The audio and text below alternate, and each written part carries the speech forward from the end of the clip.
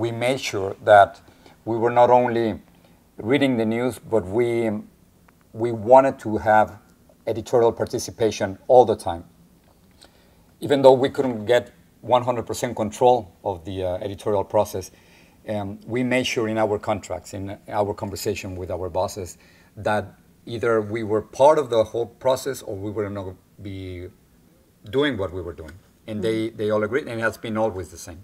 Since we don't have necessarily an editorial manager here, like most anchors are in the English language media, we have a sort of editorial committee that we discuss every day. We don't participate in the morning calls, but there's a call in the morning where they decide what's covered, and then we have another meeting, a very long meeting, in which each story is discussed in detail, and then we vote. It's like a democracy. I mean, once in a while there'll be a little dictatorship, like they say in Mexico, el dedazo, where the boss will say, okay, I'm going to decide that this is what's going to be the lead. But for the most part, it's between all of us, we discuss it, and we actually vote. You know, if there doesn't seem to be a consensus, we actually vote, and we raise our hands, and whoever has whatever story has the most votes is the one that leads. It might be the only newsroom in America in which there's a true democracy.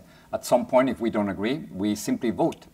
And I also would like to say that it doesn't matter the degree of our participation in the process.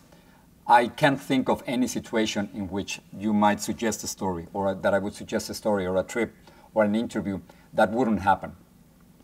I mean, we are not only reading the news and writing the news and rewriting the news, but we're such an essential part of the newscast that they do listen to what we think. And that's the whole idea. If you were only going to read the news, it would be a completely different process.